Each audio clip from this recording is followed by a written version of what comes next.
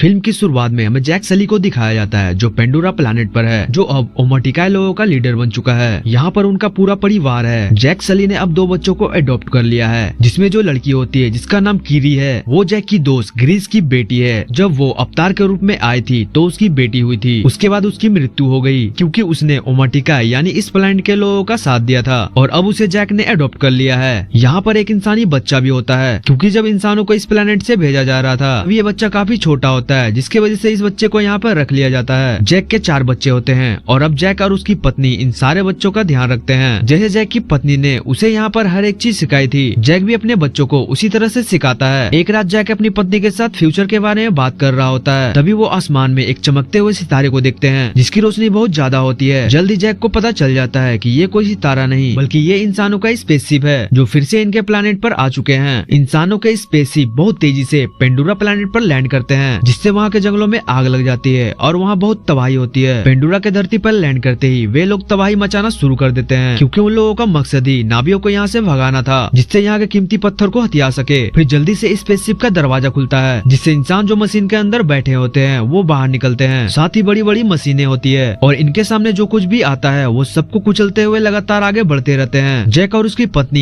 ये सब देखकर बहुत दुखी होते हैं, लेकिन वो इनके टेक्नोलॉजी और मशीन के सामने टिक नहीं सकते, इसीलिए इनका विरोध नहीं करते। वहीं हमें इंसानों के लैब में दिखाया जाता है जहाँ पर बहुत सारे अवतार होते हैं। वहाँ पर कर्नल का भी अवतार होता है जो अभी अभी होश में आया होता है, जो गुस्से से तोड़फोड़ करते नजर आते हैं। फिर उसे बताया जाता है कि आप कर्नल है, आपको मार दिया गया था, जिसके बाद हमने डीएनए से इस अवतार को बनाया ताकि आप इस प्लैनेट पर अच्छे से सर्वाइव कर सके। दरअसल इंसानों ने इस प्लैनेट के तरफ बहुत सारे अवतार बनाए होते हैं क्योंकि इस बार वो किसी भी तरह इस जंगल को जीतना चाहते हैं। वहीं हमें जैक, उनकी पत्नी और उनके लोगों को दिखाया जाता है जो इंसानों के ट्रेन में तबाही कर देते हैं, जिसमें बहुत सारे हथियार और इंसानों के लिए खाना होता है। जैक अपने साथियों के साथ उनके हथियारों में भी कब्जा कर लेता है और अब जब ये बात कर्नल को पता चलता है तो वो कहते हैं हमें जैक को खत्म करना होगा, वो इस ग्रह के लोगों का लीडर है। उसी के कहने पर यहाँ पर सब कुछ होता है। तभी यहाँ पर कर्नल की भी सीनियर ऑफिसर आ जाती है जो कर्नल को बताती है कि जब भी हम फ्लाइंग मशीन उन जंगलों में भेजते हैं तो वहाँ के लोग उन पर हमला करके उन्हें तबाह कर देते हैं। ये सुनने के बाद कर्नल तय करता है कि वो अपने साथियों के साथ पैदल ही आगे बढ़ेगा और जब वो अपने साथियों के साथ आगे बढ़ रहा होता है तो वहाँ पर जैक के बच्चे भी होते हैं जो उसी टाइम ये देखने आया हुआ होता है कि दोनों के फादर ने कहाँ पे लड़ाई किया था। कि तभी वो देखता है कि कुछ आसमानी अवतार हथियार से लैस हैं। फिर फौरन से वो अपने पिता जैक को इन्फॉर्म करते हैं और जैक कहते हैं फौरन वहाँ से निकल जाओ। बच्चों के भागने से पहले इंसानी बच्चों को पता चल चुका था कि स्पाइडर का फादर कर्नल है। तभी इंसानों के द्वारा उन लोगों को घेर लिया गया था। अब इंसान उनके सामने है और उससे पहले कि उन्हें कोई चोट पहुंचाते यहाँ पर नेटेरी आ जाती है जो उनके ऊपर हमला करती है। हालांकि वो अपने बच्चों को बचा लेती है, लेकिन कर्नल इंसानी बच्चों को अपने साथ ले जाते हैं। लेकिन अभी तक कर्नल को ये बात पता नहीं होता कि स्पाइडर जो कि इंसानी बच्चा है वो कर्नल का ही बेटा है। जैक और उसकी पत्नी अपने बच्चों के लिए बहुत ज्यादा परेशान है, लेकिन जैक अपने पत्नी से कहता है कि हमें इस कबीले को छोड़कर जल्द से जल्द यहाँ से जाना होगा। जो अवतार को हमने अभी देखा वो कर्नल का था जिसके इंसानी शरीर को हमने मारा था, और अगर हम यहाँ से नहीं गए तो मेरी वजह से वो हमारे साथ साथ हमारे पूरे कबीले को खत्म कर देगा, इसलिए यहाँ से हमें छोड़कर जाना होगा। जैक की पत्नी को भी ये बात समझ में आ जाती है, इसलिए जैक अपने परिवार को लेकर निकल जाता है। लेकिन वही हमें इंसानी बच्चे को दिखाया जाता है जिसे कर्नल ने पकड़ कर ले गया था।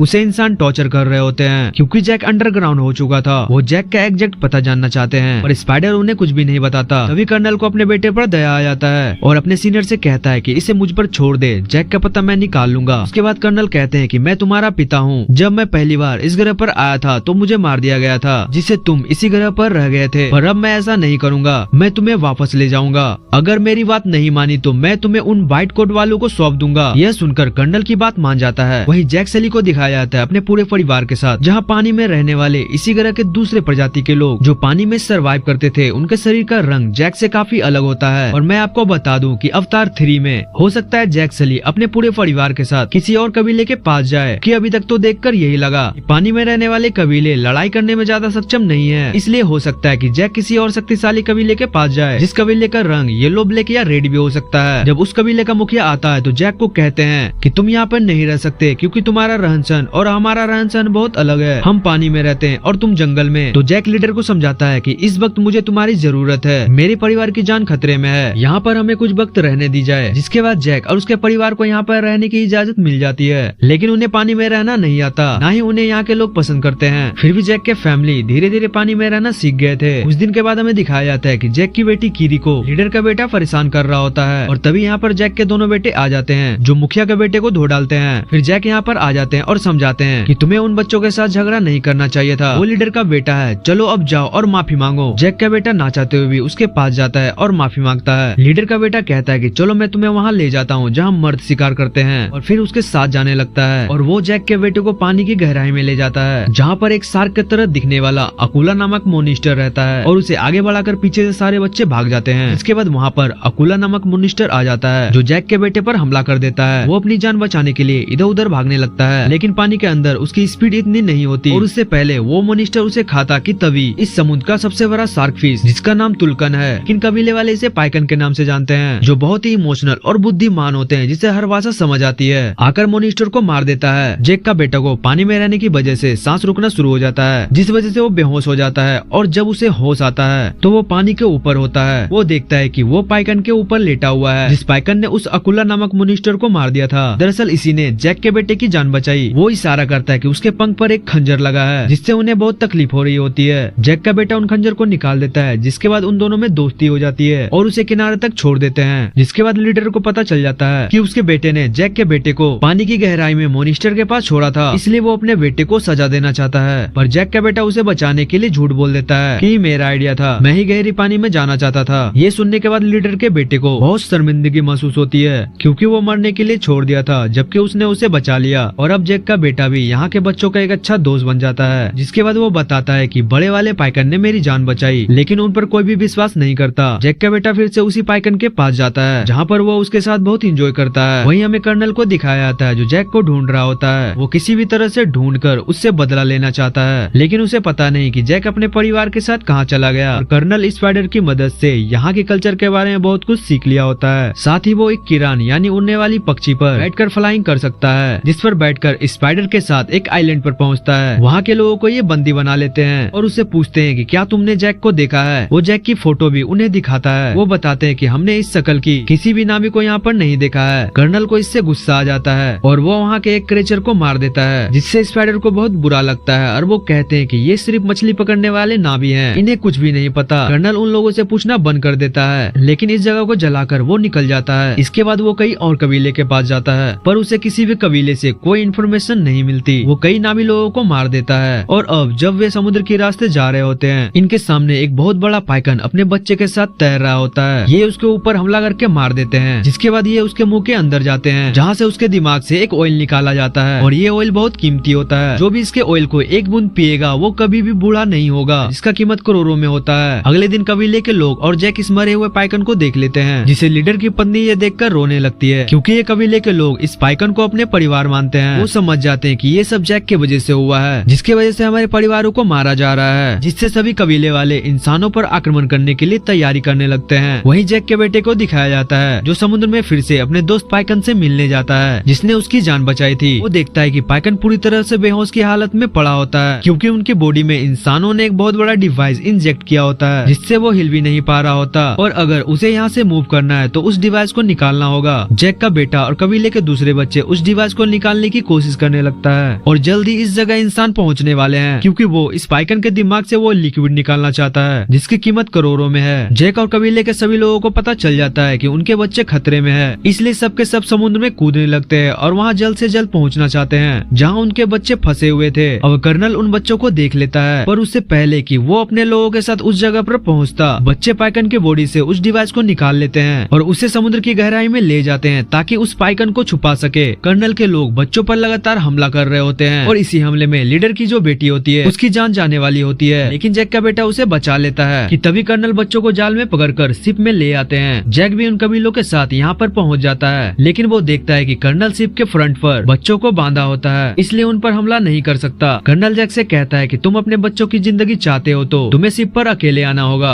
और जैक इस बात के लिए मान जाता है क्योंकि वो बच्चे और लोगों को बचाना चाहता है। पर उससे पहले कि वो शिप तक पहुँचता, वो पाइकन जो समुद्र का सबसे बड़ा क्रिएचर है, इसकी जान जैक के बेटे ने बचाई थी, वो इनकी शिप के ऊपर कूदकर उस पर तबाही मचा देता है और यहाँ जैक और उसके साथियों को हमला करने का मौका मिल जाता है। वो कर्नल और उसके लोगों के ऊपर अपने साथियों के साथ मिलकर हमला कर देता है। इंसानों और नावी लोगों के बीच घमासान युद्ध शुरू हो जाता है जिसमें बहुत सारे इंसान मारे जाते हैं, साथ ही कुछ नावी लोग भी मारे जाते हैं। लेकिन इस लड़ाई में जैक के बड़े बेटे को गोली लग जाता है और जल्दी उसकी मृत्यु हो जाती है, जिससे जैक की पत्नी को बहुत दुख होता है और अब वो कर्नल से अपने बेटे का बदला लेना चाहती है, लेकिन अब भी उसका एक बेटा और बेटी कर्नल की गिरफ्त में होते हैं। जैक अपने बच्चों को बचाने जाता है। कर्नल ये जानता है कि जैक यहाँ पर आएगा। उसने जैक को मारने के लिए सारा इंतजाम किया होता है, लेकिन जैक एक ब्लास्ट करता है जिससे काफी सारे लोग मारे जाते हैं, जिसके बाद वो खुद कर्नल के शिप में आ जाता है। यहाँ पर जैक की पत्नी भी आ जाती है जो कर्नल के लोगों को मार देती है। और अब जब कर्नल देखता है कि उसकी हार हो रही है तो वो जैक की बेटी के गर्दन पर चाकू रख के सबको हथियार रखने के लिए कहता है। पर इससे पहले कि सब हथियार डालते, जैक की पत्नी कर्नल के बेटे स्पाइडर के गर्दन पर चाकू रख देती है और कहती है कि मेरी बेटी को छोड़ दो।